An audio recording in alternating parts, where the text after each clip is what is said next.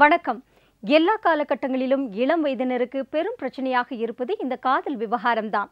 இளம் வயதில் காதல் வருவது இயல்புதான்.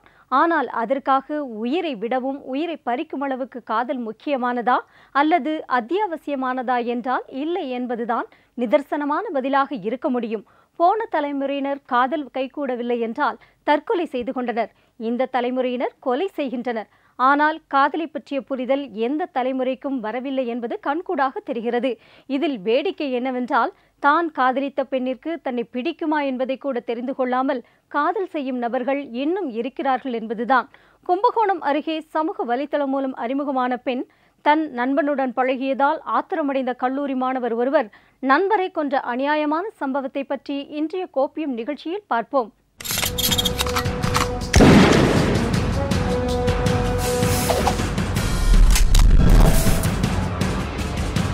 பெண்ணின் மீதான காதல் போட்டியால் நண்பனை கொலை செய்த அநியாயம். பிறந்தநாள் கொண்டாடுவதாக கூறி கண்ணை கட்டி கழுத்தை அறுத்த கொடூரம். கொலை செய்துவிட்டு பணம் கேட்டு கடத்தல் நாடகம் ஆடியது அம்பலம்.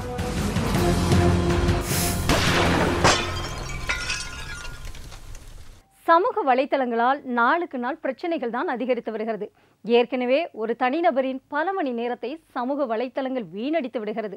பொய்யான தகவல்கள் பரவுகிறது என அடுக்கடுக்காக குற்றச்சாட்டுகள் எழுப்பப்பட்டு வருகிறது. ஏற்கனவே சமூக வலைத்தள காதல், அதனால் ஏற்பட்ட இழப்புகள் ஒரு பக்கம், அந்தரங்கங்களை வெளியிடுவதாக குற்றச்சாட்டுகள் என சமூக வலைத்தளங்களே குற்றங்களின் பிறப்பிடமாக மாறி வருகிறது. இன்று இந்த சமூக வலைத்தள பாதிப்பிலிருந்து மீள கவுன்சிலிங் மையங்கள் தொடங்கப்பட வேண்டிய நிலைக்கு தள்ளப்பட்டுள்ளோம். இந்நிலையில் கும்பகோணத்தில் சமூக வலைத்தளத்தில் தனக்கு அறிமுகமான பெண்ணுடன் தன் நண்பனும் நெருக்கமாக பழகியதால் ஆத்திரமடைந்த கல்லூரி மாணவர் நண்பனை கொன்ற பயங்கரமான சம்பவத்தின் உண்மை என்ன, அதன் பின்னணி என்ன என்பதை பற்றியும் இப்போது பார்க்கலாம். சமீப காலமாக இளைய தலைமுறையினரை காதல் என்ற வார்த்தை பாடாய்படுத்தி வருவதுடன் காதலின் பெயரால் பல விபரீதங்களும் குற்ற செயல்களும் அன்றாடம் அரங்கேறி அனைவரையும் அதிர்ச்சியடைய வைக்கிறது. மேலும் இணையத்தில் அறிமுகமாகும் பல ஆப்களும் காதலிப்பவர்களுக்கு சாதகமாகவே இருந்து வரும் நிலையில் இணையத்தில் அறிமுகமில்லா நபருடன் ஏற்படும் காதலுக்காக சிலர் உயிருக்கு உயிராக பழகிய நண்பனையே கொலை செய்ய துணிந்து விடுகின்றனர். இப்படித்தான் தஞ்சை மாவட்டத்தில் இன்ஸ்டாகிராமில் அறிமுகமான ஒரு பெண்ணுக்காக தனது நண்பனையை கொலை செய்த பயங்கர சம்பவம் பலரையும் அதிர்ச்சியடைய வைத்திருக்கிறது. தஞ்சை மாவட்டம் கும்பகோணம் அருகே உள்ள ஆவணியாபுரத்தை சேர்ந்த சாகுல் ஹமீத் துபாயில் வேலை செய்து வருகிறார். இவரது மகன் மும்தசர் மயிலாடுதுறையில் உள்ள ஒரு தனியார் பொறியியல் கல்லூரியில் BE 2ஆம் ஆண்டு மெக்கானிக்கல் பிரிவில் படித்து வந்தார். இந்த நிலையில் சம்பவத்தன்று மாலை 6 மணியளவில் தனது தாயார் மும்தாஜ் பேகத்துடன் திருமங்கலக்குடியில் உள்ள தனது அக்கா வீட்டிற்கு ஸ்கூட்டரில் சென்றவர் அங்கு தனது தாயாரை விட்டுவிட்டு அங்கிருந்து தனது நண்பரின் பிறந்தநாள் விழாவிற்கு செல்வதாக போன் மூலம் தனது தாயாருக்கு தகவல் தெரிவித்துவிட்டு மும்தசர் வெளியில் சென்றார். இந்த நிலையில் இரவு 8 மணியளவில் மும்தசர் செல்போனில் இருந்து மும்தாஜ் பேகத்தின் செல்போனுக்கு ஒரு அழைப்பு வந்துள்ளது. உடனே மும்தாஜ் பேகம் தனது செல்போனை எடுத்து பேசிய பொழுது மறுமுனையில் பேசிய நபர், மும்தசரை நாங்கள் கடத்தி இருக்கிறோம், கோவைக்கு அழைத்து செல்கிறோம், 5 லட்சம் ரூபாய் கொடுத்தால்தான் உங்கள் மகனை விடுவிப்போம் என அந்த மர்ம நபர் மிரட்டி இருக்கிறார். நேற்று சாயங்காலம் 6:45 மணிக்கு அவங்க அக்கா குறிச்சிமல்லியில் கல்யாணம் பண்ணி கொடுத்துருக்குங்க. அவங்களுக்கு ஒரு பொருளை கொடுத்துட்டு வா அப்படின்னு அவங்க அம்மா சொன்னதின் பேரில் இவர் பொருளை எடுத்துக்கிட்டு அவங்க அக்கா வீட்டில் கொடுத்துருக்கிறாரு. கொடுத்துட்டு 7:20க்கு ஃபோன் பண்ணி அம்மாக்காரங்களுக்கு ஃபோன் பண்ணி, அம்மா நான் கொடுத்துட்டம்மா, நான் கிளம்பி வந்துடுறேன் அப்படின்னு சொல்லியிருந்துருக்கிறாரு. சரிம்மா நீ வாங்க அப்படின்ட்டு இருக்கிறாங்க. வரவில்லை. 8:20க்கு சரியாக ஃபோன் கால் வந்திருக்குது. அப்போ ஒரு ஆள் எடுத்துட்டு ஒரு 40 வயசு மதிக்கத்தக்க ஒரு நபர், கொஞ்சம் கம்பீரமாக இருந்ததுங்களாம் குரல். அவர் ஃபோன் பண்ணி, நான் உங்கள் பையனை கிட்னாப் பண்ணி வச்சிருக்கிறேன், கடத்தல் பண்ணி வச்சிருக்கிறேன், எனக்கு 5 லட்ச ரூபா நீங்கள் பணத்தை கொடுத்தா நான் உங்கள் பையனை விட்டுறேன், நான் இப்போ கோயம்புத்தூர் போயிட்டு இருக்கிறோம், கோயம்புத்தூரில் நாங்கள் சொன்னதுக்கு பிறகு நீங்கள் பணத்தை கொண்டு வந்து கொடுத்துட்டு உங்கள் பையனை நீங்கள் அழைச்சிட்டு போங்க அப்படின்னு சொன்ன உடனே இங்கே உடனே பதறிட்டு, என் பிள்ளைய ஒன்றும் செஞ்சிடாத, நான் பணத்தை எப்படியா நான் ஏற்பாடு பண்ணிடுறேன் அப்படின்னு சொல்லிட்டு இருக்கும் போதே லைன் கட் ஆயிடுச்சுங்க. இதனால் பதற்றமடைந்த மும்தாஜ் பேகம் மற்றும் அவரது சகோதரரான நசீர் முகமதுவும் உடனடியாக திருவிடைமருதூர் போலீஸ் நிலையத்திற்கு விரைந்து சென்று தங்கள் பிள்ளையை யாரோ கடத்திவிட்டதாக புகார் அளித்தனர். இந்த புகாரின் அடிப்படையில் திருவிடைமருதூர் போலீசார் விசாரணை மேற்கொண்டு காணாமல் போன கல்லூரி மாணவனை தேடி வந்தனர். முதற்கட்ட விசாரணையில் மும்தாஜின் போனிற்கு இரவு 8 மணி அளவில் வந்த போன் அழைப்பு திருபுவனம் பகுதியில் இருந்து வந்துள்ளது என்பதை செல்போன் சிக்னல் மூலம் கண்டறிந்தனர். இதைத் தொடர்ந்து அந்த செல்போனை தொடர்பு கொள்ள முயற்சித்த பொழுது அது சுவிட்ச் ஆஃப் செய்யப்பட்டிருப்பதும் தெரிய வந்தது. இதனால் உறவினர்களிடையே மேலும் பதற்றம் ஏற்பட்டதால் போலீசாரும் உறவினர்களும் இரவு முழுவதும் தீவிரமாக தேடினர். இந்த நிலையில் மறுநாள் காலை திருப்புவனம் வீரசோழன் ஆற்றங்கரையில் மாணவர் மும்தசர் கழுத்தறுக்கப்பட்டு கொலை செய்யப்பட்டு கிடந்தது தெரிய வந்தது. இப்ப காலையில எங்களுக்கு செய்தி கிடைச்சது, இந்த ஒரு வீரசோழன் ஆற்ற இறக்கத்துல வந்துட்டு என்ன அப்படின்னா ஒரு பணமா கிடக்குறாரு அப்படின்னு சொல்லிட்டு செய்தி கிடைச்சி நாங்க போய் பார்த்தோம். கழுத்து பக்கமும் இங்கேயும் குத்துப்பட்டு அறுத்து ஒரு மனிதாபிமானமே இல்லாத வகையில எங்க பிள்ளைய அந்த மாதிரி கொலை பண்ணி போட்டு வச்சிருக்கிறாங்க. இதுக்கு என்ன அப்படின்னு சொல்லிட்டு என்ன மோட்டிவா இருக்குங்கிறது எங்களால இன்னும் யூகிக்க முடியல. இதுதாங்க நடந்தது. பணத்திற்காக ஆட்களை கடத்தும் நபர்கள் பெரும் வசதியான ஆட்களின் பிள்ளைகள் மற்றும் வசதியான ஆட்களாகவே பார்த்து கடத்துவார்கள். இப்படி கடத்தல் செய்பவர்களது திட்டம் என்பது பணத்தை வாங்கி கொண்டு தப்பிப்பது தானே ஒழிய கொலை செய்துவிட்டு தப்பித்து செல்ல மாட்டார்கள். அதுவும் பணம் கேட்டு மிரட்டிவிட்டு பணம் கொடுப்பார்களா இல்லையா என்பதை தெரிந்து கொள்ளாமல் கடத்தப்பட்டவரின் வீட்டாருக்கு எந்த அவகாசமும் கொடுக்காமல் உடனடியாக கொன்றுவிட்டு தப்பி செல்ல மாட்டார்கள். ஒருவேளை கொலை செய்யும் நோக்கத்துடன் கடத்திவிட்டு நாடகமாடவும் வாய்ப்புகள் உண்டு. இதே போலத்தான் மும்தாஜின் மகனை கடத்தியதாக சிலர் போன் செய்ததும் அவர் பதறி இருக்கிறார். அதனைத் தொடர்ந்து அவர்கள் மகனை மீட்க பல முயற்சிகள் எடுத்தனர். ஆனால் அடுத்த நாள் காலை திருபுவனம் வீரசோழன் ஆற்றங்கரையில் மாணவர் மும்தசார் கழுத்து அறுக்கப்பட்டு கொலை செய்யப்பட்டு கிடந்தது தெரிய வந்ததை அடுத்து என்ன நடந்தது அப்படிங்கிறத இப்ப பார்க்கலாம். இதை அறிந்த உறவினர்கள் சம்பவ இடத்திற்கு விரைந்து சென்று மும்தசரின் உடலை பார்த்து கதறி எழுதனர். பின்னர் போலீசார் மும்தசர் உடலை கைப்பற்றி பிரேத பரிசோதனைக்காக கும்பகோணம் மாவட்ட அரசு தலைமை மருத்துவமனைக்கு அனுப்பி வைத்தனர். மேலும் மும்தசர் ஸ்கூட்டர் ஓட்டி சென்றதாக அவரது தாயார் கூறிய நிலையில் ஸ்கூட்டரை சடலம் கிடந்த இடத்தை சுற்றி தேடி பார்த்தனர். ஆனால் ஸ்கூட்டர் கிடைக்கவில்லை. குற்றவாளிகளை கைது செய்தால்தான் மும்தசர் உடலை பிரேத பரிசோதனைக்கு பின் பெற்றுக்கொள்வோம் என்று அவரது உறவினர்களும் ஊர் பொதுமக்களும் உறுதியாக கூறியதால் அங்கு திடீர் பரபரப்பு நிலவியது. இதையடுத்து சம்பவ இடத்திற்கு விரைந்து சென்ற போலீசார் மும்தசரின் உறவினர்களையும் பொதுமக்களையும் சமாதானப்படுத்தினர். இதற்கிடையே இது குறித்து தகவல் அறிந்ததும் தஞ்சை மாவட்ட போலீஸ் சூப்பரண்ட் செந்தில்குமார் கும்பகோணம் வந்து பார்வையிட்டு தீவிர விசாரணை நடத்தியதுடன் இந்த கொலை தொடர்பாக விசாரணை நடத்தவும் கொலையாளிகளை விரைவாக கண்டுபிடிக்கவும் 5 தனிப்படைகளையும் அமைத்து உத்தரவிட்டார். பணத்திற்காக கல்லூரி மாணவர் கொலை செய்யப்பட்டாரா அல்லது இந்த கொலைக்கு வேறு எதுவும் காரணமா என்பது குறித்து தனிப்படை போலீசார் தீவிர விசாரணை மேற்கொண்டு வந்த நிலையில் மும்தசரின் நண்பர்களான திருப்புவனம் மருத்துவர் தெருவை சேர்ந்த முகமது ரஃபீக் மகன் இஜாஸ் அகமது, பெரிய பள்ளிவாசல் தெருவை சேர்ந்த ஜியாவுதீன் மகன் ஜலாலுதீன் மற்றும் 17 வயது சிறுவன் ஒருவன் உட்பட 3 பேர் மீது போலீசாருக்கு சந்தேகம் ஏற்பட்டது. இதில் இஜாஸ் அகமது ITI படிக்கும் மாணவர், ஜலாலுதீனும் 17 வயது சிறுவனும் ஆட்டோ டிரைவராக உள்ளனர். சந்தேகத்தின் பேரில் போலீசார் இவர்கள் 3 பேரையும் பிடித்து விசாரணை நடத்திய பொழுது முன்னுக்கு பின் முரணாக பதிலளித்ததால் தனித்தனியாக 3 விசாரணை நடத்தினர். விசாரணையின் முடிவில் ஒரு பெண்ணுக்காக நண்பர்களே சேர்ந்து மும்தசரை கொலை செய்த திடுக்கிடும் தகவல் வெளியானது. மும்தசரும் இஜாஸ் அகமதுவும் கும்பகோணத்தில் ஒரே தனியார் பள்ளியில் படித்ததால் இருவரிடையே நெருங்கிய நட்பு இருந்து வந்தது. பள்ளி படிப்பை முடித்த பின்னர் இஜாஸ் அகமது திருச்சியில் உள்ள ITIயில் சேர மும்தசர் மயிலாடுதுறையில் உள்ள பொறியியல் கல்லூரியில் சேர்ந்திருக்கிறார். இந்நிலையில் திருச்சி கல்லூரி ஒன்றில் படித்து வரும் மதுரை மாணவி சமூக வலைதளம் மூலம் இஜாஸ் அகமதுக்கு அறிமுகமாகி இருக்கிறார். அந்த பெண்ணை இஜாஸ் அகமது காதலிக்க தொடங்க இன்ஸ்டாகிராம் மூலம் இருவரும் காதலித்து வந்துள்ளனர். இதற்கிடையே மும்தசரும் இன்ஸ்டாகிராமில் அந்த பெண்ணுடன் பேசி வந்ததாக தெரிகிறது. பெற்றோர்கள் பெண் பிள்ளையா இருந்தா அது ரொம்ப பாதுகாத்து அது எங்க போகுது எங்க வருது, அது போன்ல என்ன பாக்குது, என்ன பேசுது, வீடியோல என்ன பண்ணுது, கம்ப்யூட்டர்ல என்ன பண்ணுதுன்னு பாக்குறாங்க. அது ஆண் பிள்ளையா இருந்தா அதை பார்க்க மாட்டேங்கிறாங்க. இந்த பெண் பிள்ளைக்கு என்னென்னலாம் நடக்குமோ அதுவும் அந்த ஆண் பிள்ளைக்கு நடக்கும். அந்த ஆண் பிள்ளை இன்னொரு பெண்ணை இந்த மாதிரி ஒரு சமூக சீர்கேட்டுக்கு கொண்டு போற ஒரு நிலைமையில இருக்கு.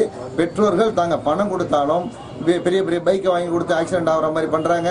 அந்த போனெல்லாம் அவங்க என்ன மாதிரி யூஸ் பண்றாங்க அப்படிங்கிறத அவங்க கண்காணிச்சு பணத்தை என்ன மாதிரி செலவு பண்றாங்க அப்படிங்கிறதையும் அவங்க கண்காணிக்கணும். ஏன்னா பணம் அதிகமாக போக போக அவங்க போதைப் பொருளுக்கும் இன்னும் பல்வேறு விஷயங்கள்ல போய் அடிமையாயிடுறாங்க. அதுலேருந்து பெற்றோர் ரொம்ப கவனமா இருக்குன்னு. மாணவர்கள் இங்கன்னு இல்லை, ஃபுல்லாக எல்லா இடத்துலையுமே இதுமாரி நிறைய சம்பவங்கள் நடக்குது. அது பார்த்தீங்கன்னாக்கா பல்வேறு வித சமுதாய காரணங்கள், நிறைய பெற்றோர்கள் மற்றும் இருக்கக்கூடிய அத்தனை சுச்சுவேஷன்லையும் நடக்கிறதுனால தான் மாணவர்கள் கண்டிப்பு பார்த்தீங்கன்னாக்கா இன்னைக்கு குறைஞ்சி போயிடுச்சு. இப்போ பள்ளிக்கூடம் பார்த்தீங்கன்னாக்கா பள்ளிக்கூடத்தில் நிர்வாகம் டீச்சர்ஸ் கண்டிக்க முடியல. கல்லூரியிலையும் அதுமாரி எதுவுமே மாணவர்கள் கண்டிக்க முடியல. இப்போ நான்லாம் பார்த்தீங்கன்னா 6 பேர் நாங்கள் இருக்கக்குள்ள எங்களை வந்து பார்த்திங்கன்னா அப்பா அம்மாலாம் வந்து பார்த்த உடனே நாங்களாம் அழுகுவோம். அந்த அளவுக்கு பேரண்ட்ஸ்கிட்ட கண்டிப்பாக இருந்தது. பார்த்திங்கன்னா ஒரு பிள்ளை 2 பிள்ளையை பெற்றுட்டு ரொம்ப பேரண்ட்ஸ் பார்த்திங்கனாக்கா ஒரு பிள்ளை 2 பிள்ளை தான் பெற்றிருக்காங்க. அதில் ரொம்ப செல்லமாக கொடுத்து அவங்க கேட்குறது அனைத்துமே கொடுத்துட்றாங்க, செல்லம் கொடுத்துட்றாங்க. அதேமாரி பார்த்திங்கன்னா இன்றைக்கி மாணவர்களை எந்த ஒரு குழந்தையும் நாங்கள் கண்டிக்க முடியல. அதை ஒரு குழந்தைய பார்த்திங்கன்னா ஒரு தப்பே செஞ்சாங்கன்னா அவனை கூப்பிட்டு திட்டக்கூட முடியல. திட்டினாக்கா அவன் பல ஆங்கிளில் வந்து அவன் முடிவு செஞ்சிடறான். எந்த ஒரு கண்டிப்பும் எங்களால் செய்ய முடியல. குறிப்பாக இப்படிப்பட்ட படுகொலைகள் இன்றைக்கு தமிழகத்திலே அதிகரித்துக் கொண்டிருக்கின்றது. வலைதளங்களை பயன்படுத்தி, இன்டர்நெட்டை பயன்படுத்தி இப்படிப்பட்ட குற்றங்கள் செய்வதற்கு இன்றைய இளைஞர்கள் இன்றைக்கு இரையாகி கொண்டிருக்கிறார்கள். குறிப்பாக இளம் வயதில் இருக்கக்கூடிய 20 வயதுக்கு இருக்கக்கூடிய இப்படிப்பட்ட இளைஞர்கள் தவறான முறையிலே வரக்கூடிய தொழில்நுட்பத்தை பயன்படுத்தி கொண்டு அதில் இருக்கக்கூடிய தவறான விஷயங்களை எடுத்துக்கொண்டு இன்றைக்கு மோசமான ஒரு கலாச்சாரம் என்பது பரவி கொண்டிருக்கின்றது. இதில் காதல் போன்ற பல்வேறு மோசமான சம்பவங்களினால் முறைகேடாக இளைஞர்கள் தவறாக எடுத்துக்கொண்டு பழகுவதால் இப்படிப்பட்ட கொலைகள் நடக்கின்றது. ஆண் பெண் இருவரும் காதலிக்கும் போது நிகழக்கூடிய பிரச்சனைகள், அதில் இருக்கக்கூடிய பொசசிவ்னஸ், எங்க காதலியோ காதலனோ நம்மை விட்டு போய்விடுவார்களோ என்ற பயமெல்லாம் இருக்கும். இருந்தாலும் இதை பொறுமையாக இருவரும் பேசி தீர்த்து கொள்ளலாம். ஆனால் இந்த மனதுக்குள்ளேயே காதலிக்கிறேன் என பெண்கள் பின்னால் சுற்றி திரியும் ஆண்களுக்கு இருக்கக்கூடிய அந்த இன்செக்யூரிட்டி உணர்வை யாராலும் தீர்க்க முடியாது. அதாவது யாராவது அந்த பெண்ணை காதலித்து அந்த பெண்ணும் அந்த நபரை காதலித்து விடுவாரோ என்று பயந்து சாவார்களே தவிர காதலை சொல்ல மாட்டார்கள். அதோடு வேறு யாராவது அந்த பெண்ணிடம் பழகினாலும் அடிதடிக்கு கிளம்பி விடுவார்கள். இதே போல ஒரு பிரச்சனையில் சிக்கி தவித்து வந்திருக்கிறார் இஜாஸ் அகமது. தான் சமூக வலைத்தளத்தில் பழகி வந்த பெண் எங்கே தனக்கு கிடைக்காமல் போய்விடுவாரோ என்று நினைத்த அவர் தான் காதலிக்கும் பெண்ணுடன் பழகிய மும்தசரை நண்பர் என்றும் பாராமல் கொள்ள நண்பர்களுடன் சேர்ந்து சதித்திட்டம் தீட்டியதாக கூறப்படுவதை பற்றி இப்போது பார்க்கலாம். கல்லூரியில் படிக்கும் அந்த பெண் பொறியியல் படிக்கும் தன்னைத்தான் விரும்புவார், ITI படிக்கும் உன்னை விரும்ப மாட்டார் என மும்தசர் அடிக்கடி இஜாஸை வெறுப்பேற்றி வந்ததாக தெரிகிறது. அந்த பெண்ணும் மும்தசருடன் நெருங்கி நட்பு பாராட்டியதால் எங்கே அவர் தனக்கு கிடைக்காமல் போய்விடுவாரோ என நினைத்த இஜாஸ் அகமது மும்தசரை கொல்ல நண்பர்களுடன் சேர்ந்து சதித்திட்டம் தீட்டியதாக தெரிகிறது. அதன்படி நண்பர் ஒருவரின் பிறந்தநாள் விழா என கூறி மும்தசரை அவருடைய நண்பர்கள் திருபுவனத்திற்கு வர செய்தனர். அப்போது கேக் வெட்டப் போவதாக கூறி மும்தசரை திருபுவனம் சுடுகாட்டிற்கு வரவழைத்து அவர் கண்களில் ரிப்பன் கட்டி விளையாட ஆரம்பித்தனர். அப்போது இறைச்சி கடையில் பயன்படுத்தப்படும் கத்தியால் மும்தசரின் கழுத்தை வெட்டியதால் அவர் சம்பவ இடத்திலேயே துடிதுடித்து உயிரிழந்தார். அதன் பின்னர் போலீசாரின் கவனத்தை திசை திருப்ப மும்தசரின் செல்போன் மூலம் அவருடைய தாயாரிடம் பேசி கடத்தல் நாடகம் ஆடியது போலீசாரின் விசாரணையில் அம்பலமானது. மேலும் மும்தசரின் செல்போன், கொலைக்கு பயன்படுத்திய கத்தி ஆகியவற்றை திருவிடைமருதூர் சன்னாபுரம் சாலையில் ஆண்டலாம்பேட்டை ரயில்வே கேட் அருகே உள்ள முத்தூர் மோரி வாய்க்காலில் போட்டுவிட்டு ஆட்டோவில் தப்பியதாக போலீசாரிடம் வாக்குமூலம் அளித்தனர். இதையடுத்து அந்த ஆட்டோவை பறிமுதல் செய்ததுடன் மும்தசரின் செல்போன் மற்றும் ஸ்கூட்டரையும் போலீசார் கைப்பற்றினர். இந்த கொலையை ரொம்ப சர்வசாதாரணமாக விளையாட்டுத்தனமாக செஞ்சிட்டதா இப்போ ஒரு தகவல்லாம் வெளியில் வந்துகிட்டு இருக்கு. அதுலேயும் காதல் பயப்பட்டதுனாலையும் அது ஒரு சும்மா சாதாரண விளையாட்டுக்காக சொன்னதுனாலும் சொல்கிறாங்க. இப்போ நம்ம சமுதாயத்தோட பொறுப்பு என்னன்னா, இப்போ இந்த இன்ஸ்டாகிராமு, ஃபேஸ்புக்கு, வாட்ஸ்அப்பு இதை எவ்வாறு கையாளணும்னு ஆசிரியர்களும் உள்ள மாணவர்கள், அதாவது அவங்கவுங்களுக்குள்ள ஒரு குழு மாதிரி அமைச்சு இதை எவ்வாறு கையாளுதுன்னு அரசாங்கமும் சொல்லி தரணும். அரசாங்கம் 2 குழந்தைக்கு மேலே பெற்றுக்காதீங்கன்னு சொல்லுது. இது போன்ற சம்பவங்கள்ல இப்போ இந்த அவங்க குடும்பத்தோட நிலைமை என்ன? அந்த குடும்பத்துக்கு வேறு வாரிசு கிடையாது, அந்த வாரிசு எல்லாமே போச்சு, அவங்களுடைய சந்ததி எல்லாமே முடிஞ்சு போச்சு. இதற்கு அரசாங்கம் ஒரு தீர்வு தரணும். கூட படிக்கிற நண்பனையே கொள்ற அளவுக்கு அவனுடைய மனதில் ஏன் அப்படி ஒரு வன்முறை ஏற்படுது அப்படின்னு பார்த்தோம் அப்படின்னா, இப்போ வளர்ந்து வர தொழில்நுட்பமும் ஒரு காரணம். அதுக்கு நம்ம பெற்றோர், பள்ளி, ஆசிரியர், சமுதாயம் இது எல்லாமே ஒத்துழைப்பு தரணும். இது நான் எல்லா பக்கத்துலேயும் விழிப்புணர்வு நம்ம கொடுக்கணும். ஆனால் இன்னைக்கு சூழ்நிலையில் விழிப்புணர்வு கொடுக்கறதுக்கு நமக்கு நேரமும் கிடையாது, அதை பசங்க காது கொடுத்து கேட்கறது கிடையாது. இதுக்கு காரணம் என்னன்னா, நிறைய நம்மளுடைய பள்ளி விதிமுறைகள் பார்த்தோம்னா நம்மளுடைய அரசாங்கமே கண்டிக்கிறோம் அப்படின்னா ஆசிரியர் எதுக்காக கண்டிப்பாங்க? நல்ல விஷயத்துக்காக கண்டிப்பாங்க. பெற்றோர்கள் எதுக்கு ஒத்துழைப்பு தரணுமோ, பசங்களை என்கரேஜ் பண்ணணுமோ அந்த விஷயத்துக்கு தான் என்கரேஜ் பண்ணணும். இப்படி எல்லா விஷயத்துலையும் என்கரேஜ் பண்ணி கண்காணிப்புன்றது ரொம்ப அவசியம். ஆசிரியர்களும் கண்காணிக்கணும், பெற்றோர்களும் வீட்டில் கண்காணிக்கணும். பள்ளி கல்வி மூலியமாக நாங்கள் வந்து ஸ்கூல் மூலியமாக நாங்கள் வந்து டீச்சர்ஸ் போய் சொல்கிறப்ப பேரண்ட்ஸ்லேருந்து ஒரே காரணம் அவங்களை எதிர்த்து எங்களை வந்து பேசுகிறாங்க. ஸோ அந்த விஷயங்களை பெற்றோராகிய மனதில் அவங்க கொஞ்சம் நிலைநிறுத்தி நம்ம குழந்தைக்காக தான் அவங்க கஷ்டப்படுறாங்க, நம்ம குழந்தைகளை வழிநடத்துறதுக்காக தான் மாத்துறாங்கன்ற உணர்வை நீங்கள் கொண்டு வந்து பெற்றோர்கள் முழு ஒத்துழைப்பு கொடுத்தீங்க அப்படின்னா அரசு கல்வித்துறை சார்பாக நம்ம என்ன பண்ணணும் அப்படின்றத விட அவங்க நமக்கு நல்ல ஒரு டெசிஷனை குழந்தைகள் வளர்ச்சிக்கும் அவங்கள அந்த சமூக அவலங்கள் நிகழாமல் இருக்கிறதுக்கும் ஒத்துழைப்பு கொடுப்பாங்க. இது கண்டிப்பாக அரசு அவங்களுக்கு செஞ்சு கொடுக்கணும். பள்ளி கல்வி சட்டத்துறையை மாற்றி இதுக்கான என்ன கண்டிப்பான விதிமுறைகள் மாற்ற முடியுமோ அதை மாற்றி ஒரு கண்டிப்பான ஒரு வழிமுறையை பிள்ளைங்களுக்கு நல்ல கஷ்டமான வழிமுறையாக இருந்தாலும் அந்த பிள்ளைங்க ஃபாலோ பண்ணுற அளவுக்கு கல்வித்துறை எங்களுக்கு மாற்றி ஒத்துழைப்பு கொடுக்கணும்னு நான் கேட்டுக்கிறோம். இதையடுத்து இஜாஸ் அகமது, ஜலாலுதீன் மற்றும் 17 வயது சிறுவனையும் கைது செய்து நீதிமன்றத்தில் ஆஜர்படுத்தி சிறையில் அடைத்தனர். இதற்கிடையே பிரேத பரிசோதனை முடிந்து மாணவரின் உடல் அவரது குடும்பத்தாரிடம் ஒப்படைக்கப்பட்டது. மகன் இறந்த செய்தி கேட்டு துபாயில் இருந்து வந்த மாணவனின் தந்தை சாகுல் அமீத் தனது மகனின் உடலை பார்த்து கதறி அழுதது பார்ப்பவர் நெஞ்சை கலங்க செய்வதாக இருந்தது. காதல் விவகாரத்தில் என்ஜினியரிங் மாணவரை நண்பர்களே சேர்ந்து கொலை செய்துள்ள சம்பவம் அப்பகுதியில் பெரும் பரபரப்பை ஏற்படுத்தி இருக்கிறது. குறிப்பாக ஒவ்வொரு பெற்றோர்களும் இன்றைக்கு தன்னுடைய குடும்பத்தில் இருக்கக்கூடிய தன்னுடைய பிள்ளைகளை மிக கவனமாக கவனிக்க வேண்டிய ஒரு நல்ல கலாச்சாரத்திலே படி வளர்க்க வேண்டிய அவசியம் இன்றைக்கு இருக்கின்றது. பெற்றோர்களுக்கு மட்டுமல்ல, சமூகமும் ஒரு நல்ல கலாச்சாரத்திலே இளைஞர்களை வருவதற்கும் அவர்களை உருவாக்குவதற்கும் கவலைப்பட வேண்டும். அதற்குரிய வகையிலே எதிர்காலத்தில் ஒவ்வொரு குடும்பமும் தன்னுடைய பிள்ளைகளையும் இப்படிப்பட்ட மோசமான கலாச்சாரத்துக்கு இரையாகக்கூடிய வகையிலே போகாமல் தடுப்பதற்கான முறையிலே கவனிக்க வேண்டும். இன்னைக்கு இருக்கக்கூடிய இளம் வயதினர் மனதளவில் மிகவும் பலவீனமாகவே இருக்கின்றனர். அதோடு எதை செய்தாலும் தோற்றுவிடுவோம் என்ற பயமும் அவர்களை எந்நேரமும் துரத்தி கொண்டே இருக்கிறது. மேலும் வேறு யாரோ நமக்கு கிடைக்க வேண்டியதை தட்டி பறிப்பதாகவும் நினைக்கின்றனர். இப்படியான பயங்களால் தைரியமாக எதுவானாலும் பரவாயில்லை என்று எதையும் எதிர்கொள்ளும் மனப்பக்குவம் இல்லாமல் போவதால் தான் தங்களது தோல்விகளை கண்டு அஞ்சுகிறார்கள். எப்படியாவது தாங்கள் விரும்பியதை அடைய வெற்றி பெற குறுக்கு வழிகளையும் அவர்கள் தேடுகின்றனர். இது அவர்களை குற்றங்கள் செய்ய தூண்டவும் குற்றவாளிகளாகவும் மாற்றிவிடுகிறது. அதிலும் இந்த காதல் விவகாரங்கள் பலரை சீரழிக்க மட்டுமே செய்கிறது. அமரக்காதல் என்ற ஒன்றெல்லாம் கிடையாது. அதற்காக சாவதும் கூடாது, சாகடிப்பதும் கூடாது.